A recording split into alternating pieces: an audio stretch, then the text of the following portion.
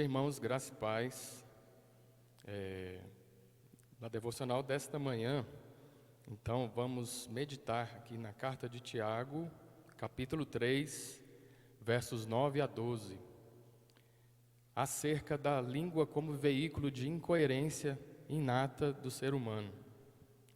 Mas para uma compreensão melhor desse texto, vamos ler a partir do versículo 1 do capítulo 3. Então, peço aos irmãos que abram suas Bíblias em Tiago 3, versos 1 a 12.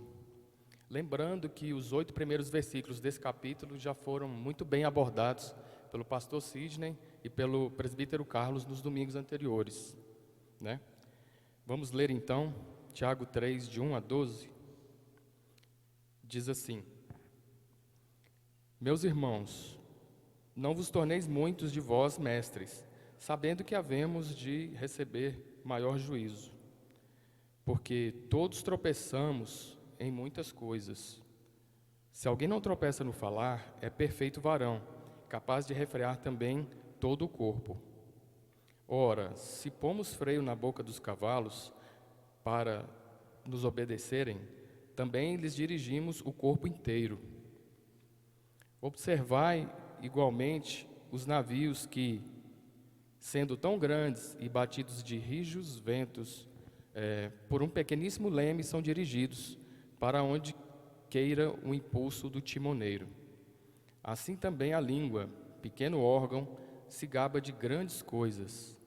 Vede como uma fagulha põe em brasas tão grande selva. Ora, a língua é fogo, é mundo de iniquidade. A língua está situada entre os membros do nosso corpo e contamina o corpo inteiro.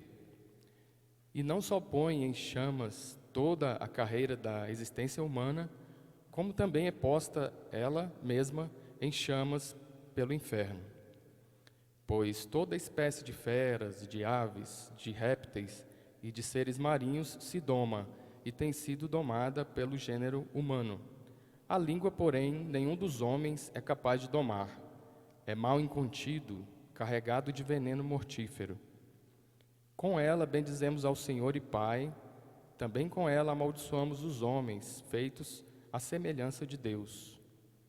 De uma só boca procede bênção e maldição. Meus irmãos, não é conveniente que estas coisas sejam assim. Acaso pode a fonte jorrar do mesmo lugar o que é doce e o que é amargoso? Acaso, meus irmãos, pode a figueira produzir azeitonas ou a videira figos? Tampouco fonte de água salgada pode dar água doce. Contextualizando aqui rapidamente, esse texto que acabamos de ler, ele traz a ideia de que a língua é uma importante medida de maturidade cristã, pois a língua é extremamente poderosa, né, versos 2 a 6, ela é naturalmente indomável, versos 7 e 8, e ela revela a condição do coração humano, versos 9 a 12.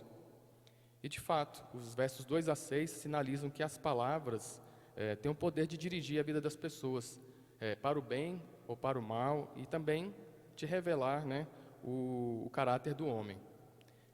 E os versos 7 e 8 indicam que o pecado verbal está entre os mais difíceis de serem resistidos. E o verso 8 diz também que a língua é cheia de veneno mortífero. Portanto, ela é uma arma muito perigosa e de grande potencial destrutivo, né? Assim, nos versos de 1 a 12, Tiago nos adverte quanto aos pecados da língua e a importância de refreá-la, como forma de agir com sabedoria nas provações, nas tentações e nos conflitos que testam a nossa fé, né? E olhando agora para o texto da devocional de hoje, o que os versículos de 9 a 12 estão dizendo? Os versos 9 e 10, parte A, dizem que com nossa língua podemos tanto bendizer ao Senhor, como também amaldiçoar os homens. Esses versículos dizem também que de uma mesma fonte, ou de um mesmo órgão, no caso a língua, pode advir bênção e maldição, o bem e o mal, né? Virtude e desvirtude. Assim, esses versículos apontam para uma dualidade no falar, que por sua vez evidencia uma incoerência inerente ao ser humano, inerente ao homem. Todavia, no verso 10, parte B, Tiago nos adverte que não convém que seja assim. Na NVI diz: irmãos, meus irmãos, não pode ser assim.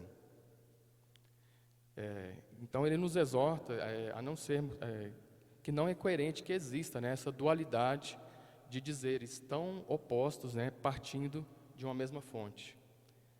Não é conveniente que exista essa incoerência. Dos versos 11 e 12a, o autor da carta prossegue exortando os irmãos, confrontando-os, né, ao confrontá-los com perguntas retóricas, valendo-se de duas ilustrações ou exemplos. Na primeira ilustração, ele pergunta: acaso podem sair água doce e água amarga da mesma fonte? Versículo 11 na NVI. Resposta: claro que não. Na segunda ilustração, ele pergunta: meus irmãos, pode uma figueira produzir azeitonas ou uma videira figos? Verso 12a na NVI, né? E a propósito, em Mateus 7:16, Jesus usou uma ilustração semelhante ao declarar que os crentes podem reconhecer os falsos profetas, né, pelos seus frutos.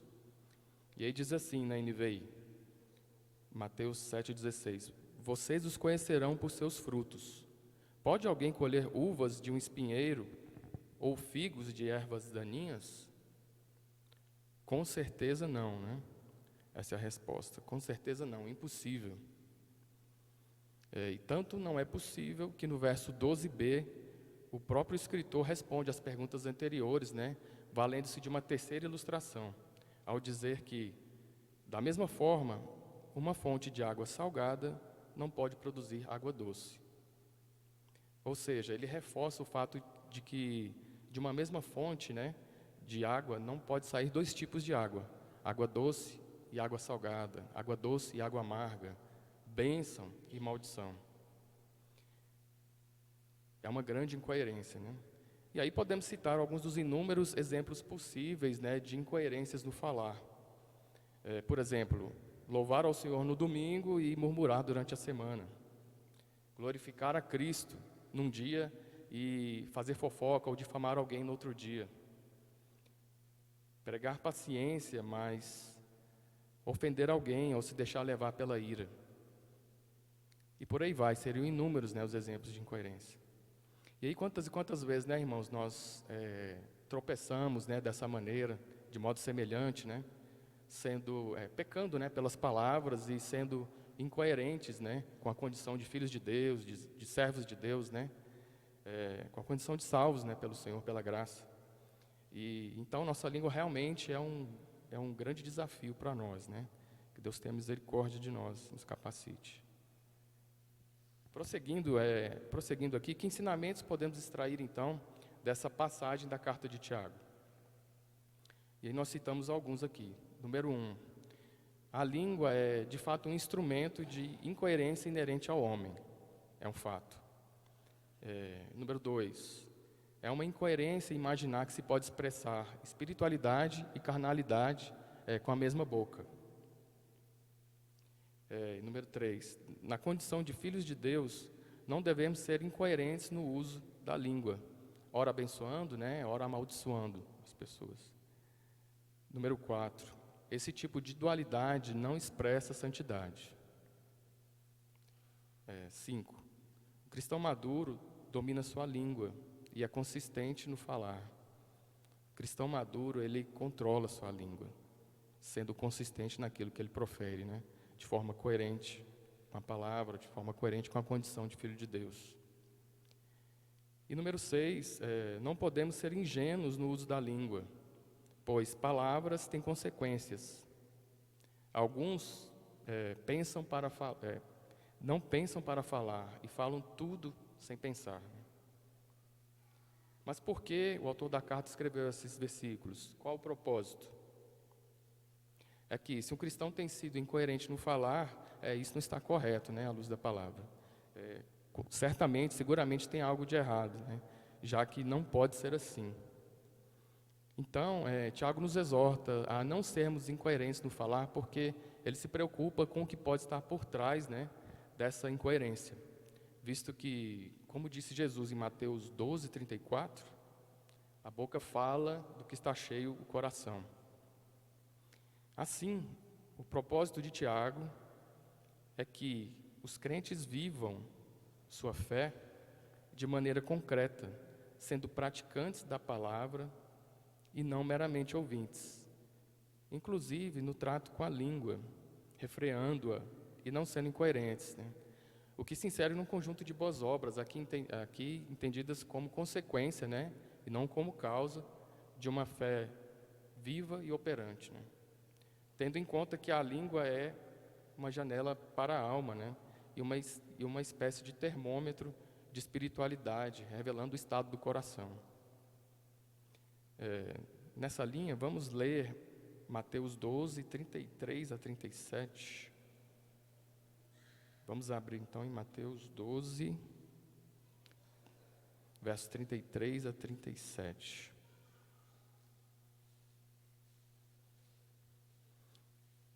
Diz assim, versículo 33: Ou fazei a árvore boa e o seu fruto bom, ou a árvore má e o seu fruto mau, porque pelo fruto se conhece a árvore. Raça de víboras, como podeis falar coisas boas, sendo maus? Porque a boca fala do que está cheio o coração. O homem bom tira do tesouro bom coisas boas, mas o homem mau do mau tesouro tira coisas más. Digo-vos que de toda palavra frívola que proferirem os homens, dela darão conta no dia do juízo. Porque pelas tuas palavras serás justificado, e pelas tuas palavras serás condenado. Muito forte esse texto, né, irmãos? Nos confronta grandemente. E olha a importância, né, a gravidade, né, o que envolve, né, tudo que falamos, né? Afinal, inclusive, né, Deus nos criou uns seres comunicáveis, né, que se comunicam por meio da palavra, por meio da verbalização. Tanto é que Ele deixou uma palavra escrita, né, para se revelar a nós, né, e nos ensinar, enfim. Então, a comunicação é fundamental, né, na existência humana e não é diferente na vida cristã, né. Então, um grande desafio nosso, né, de agir com coerência, de falar, de não só agir, mas ter uma vida de coerência, né. Na questão do que falamos, das palavras que proferimos, né. E aí, portanto, caminhando para a conclusão, como podemos aplicar os ensinamentos de Tiago de modo a sermos coerentes no uso da língua, né? Primeiro, devemos estar convencidos de que nossa incoerência no falar somente será vencida, né, tomando a nossa cruz. Segundo, nós devemos confessar, né, nos arrepender, confessar nossos pecados, né, pedir perdão a Deus e abandonar, né, os pecados nessa área. Devemos ainda clamar pela sabedoria e unção de Deus nessa área, porque ninguém consegue domar sua língua com sua própria força. Tiago 3, versículo 8. E devemos ter cuidado com o que se fala, como se fala e o quanto se fala, dominando a língua e avaliando se o que queremos dizer, né, glorifica a Deus e se não atenta, né, contra o próximo. E o Salmo 34:13 diz: refreia a língua do mal e os lábios de falarem dolosamente. Nesse sentido, né, para encerrar, então aqui, a oração de Davi no Salmo 141, versículo 3, é sempre apropriada para nós, né, é sempre oportuna. Diz assim: põe guarda, Senhor, a minha boca, vigia a porta dos meus lábios. Aqui o salmista ora por proteção a Deus, né, pedindo que para ser livrado dos perigos, né, de tomar parte na maledicência, né, para livrar do perigo dele participar, né, de maledicência, de fofocas, né, e outras atitudes afins, né. Repetindo o versículo, põe guarda, Senhor, a minha boca, vigia a porta dos meus lábios. Amém, irmãos? Vamos orar?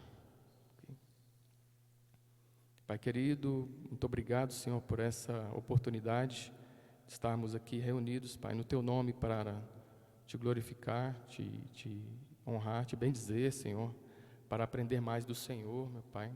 Muito obrigado por ter essa abertura, por ter essa liberdade aqui nesse país, ó Deus, e pedimos perdão, Senhor, pelos nossos pecados, que são muitos, Pai, na questão, em várias áreas, inclusive na questão da língua, Pai, na questão do que falamos, do que proferimos. Somos tão falhos, Pai, temos sido falhos e pedimos misericórdia e perdão ao Senhor, meu Pai.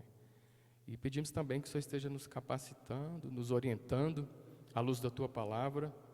Ó Deus, possamos estar meditando em tantos versículos, em tantas passagens que nos exortam quanto ao uso da língua, quanto às palavras, Pai. Que possamos estudar e colocar em prática a Tua palavra. Continue nos ensinando nessa área, Pai, nos dando sabedoria, Pai, inclusive para sermos coerentes naquilo que falamos em todo lugar que estivermos, Pai. Sermos coerentes com o nosso testemunho também, ó Deus, e realmente esteja nos capacitando em tudo, Pai, em nome de Jesus. Pedimos que o Senhor esteja também abençoando aqui o decorrer da escola dominical e também o culto logo mais à noite, Senhor. Muito obrigado por essa oportunidade, em nome de Jesus, Senhor. Amém.